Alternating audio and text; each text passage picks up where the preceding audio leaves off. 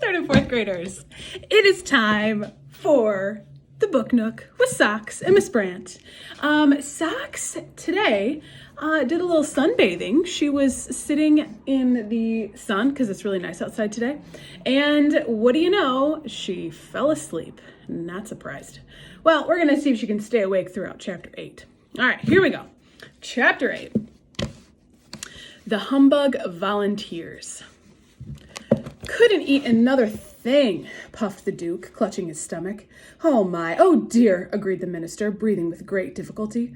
Mumbled the Earl, desperately trying to swallow another mouthful. Thoroughly stuffed, sighed the Count, loosening up his belt. Full up, grunted the undersecretary, reaching for the last cake. As everyone finished, the only sounds to be heard were the creaking of chairs, the pushing of plates, the licking of spoons, and of course, a few words from the humbug. A delightful repast, delicately prepared and elegantly served, he announced, to no one in particular. A feast of rare bouquet. My compliments to the chef. By all means, my compliments to the chef. Then, with the most distressed look on his face, he turned to Milo and gasped. Would you kindly fetch me a glass of water? I seem to have a touch of indigestion. Perhaps you've eaten too much too quickly, Milo remarked sympathetically. Too much too quickly, wheezed the uncomfortable bug between gulps. To be sure, too much too quickly. I most certainly should have eaten too little too slowly, or too much too slowly, or too little too quickly, or taken all day to eat nothing, or eaten everything in no time at all, or occasionally eaten something anytime, or perhaps I should have... And he toppled back, exhausted, into his chair, and continued to mumble indistinctly. Attention! Let me have your attention, insisted the king, leaping to his feet and pounding the table. The command was entirely unnecessary, for the moment he began to speak, everyone but Milo, Tock, and the distraught bug rushed from the hall, down the stairs, and out of the palace. Loyal subjects and friends, continued Azaz, his voice echoing in the almost empty room. Once again, on this gala occasion, we have... Pardon me, coughed Milo, as politely as possible, but everyone has gone. I was hoping no one would notice, said the king sadly. It happens every time. They've all gone to dinner, announced the humbug, weakly, and just as soon as I catch my breath, I shall join them. That's ridiculous. How can they eat dinner right after a banquet? Asked Milo. Scandalous, shouted the king. We'll put a stop to it at once. From now on, by royal command, everyone must eat dinner before the banquet. But that's just as bad, protested Milo. You mean just as good, corrected the humbug. Things which are equally bad are also equally good. Try to look on the bright side of things. I don't know which side of anything to look at, protested Milo. Everything is so confusing, and all your words only make things worse. How true, said the unhappy king, resting his regal chin on his royal fist, as he thought fondly of old days. There must be something we can do about it. Did you see the picture, Socks? Okay, good. Pass a law, suggested the humbug brightly. We have almost as many laws as words, grumbled the king. Offer a reward, offered the bug again. The king shook his head and looked sadder and sadder. Send for help, drive a bargain, pull the switch, file a brief, lower the boom, tow the line, raise the bridge, bar the door, shouted the bug, jumping up and down, waving his arms. Then he promptly sat down as the king glanced furiously in his direction.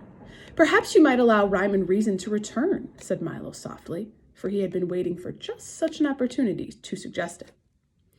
How nice that would be, said Azaz, straightening up and adjusting his crown. Even if they were a bother at times, things always went so well when they were here. As he spoke, he leaned back on the throne, clasped his hands behind his head, and stared thoughtfully at the ceiling. But I'm afraid it can't be done. Certainly not. It can't be done, repeated the humbug. Why not? Asked Milo. Well, why not indeed? Exclaimed the bug, who seemed equally at home on either side of an argument. Much too difficult, replied the king. Of course, emphasized the bug, much too difficult. You could if you really wanted to, insisted Milo. By all means, if you really wanted to, you could, the humbug agreed. How? Asked Azaz, glaring at the bug.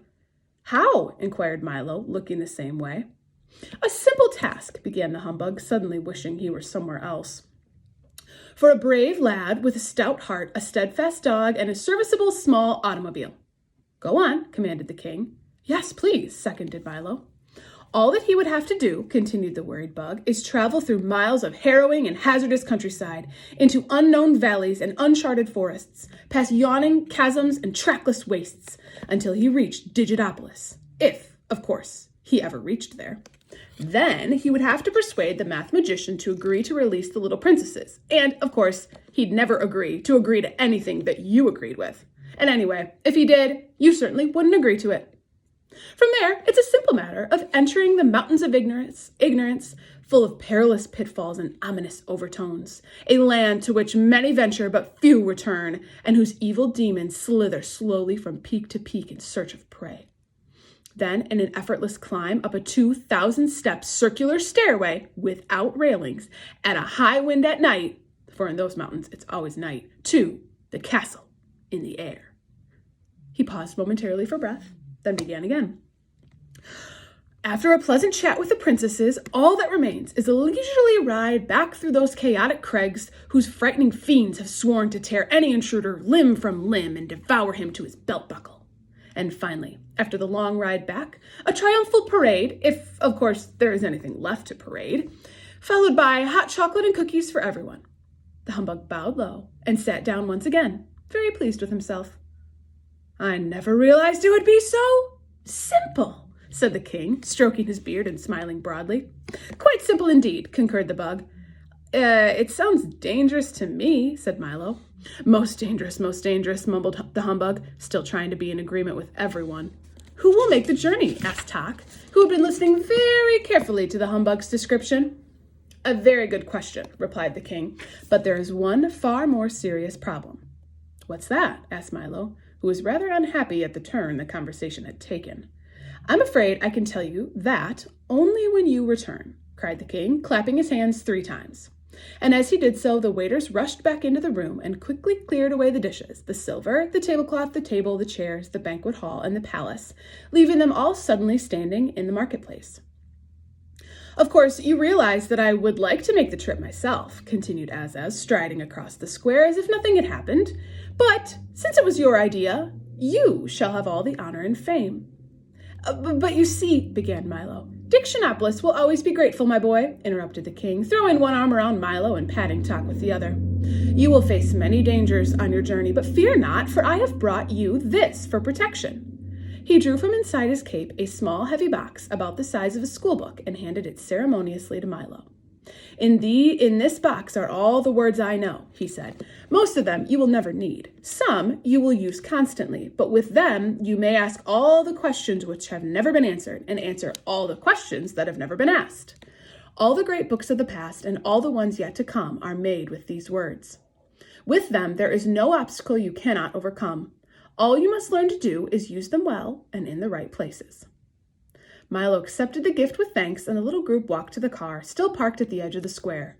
You will, of course, need a guide, said the king, and since he knows the obstacles so well, the humbug has cheerfully volunteered to accompany you. Now see here, cried the startled bug, for that was the last thing in the world he wanted to do. You will find him dependable, brave, resourceful, and loyal, continued Azaz, and the humbug was so overcome by the flattery that he quite forgot to object again. I'm sure he'll be a great help, cried Milo as he drove across the square. I hope so, thought Tock to himself, for he was far less sure.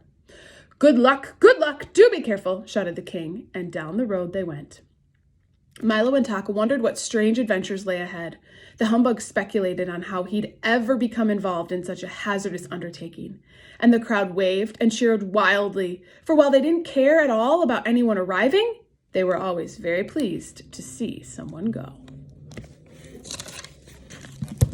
All right. Well, Socks and I are going to go do some baking and go take a walk because it's very nice outside.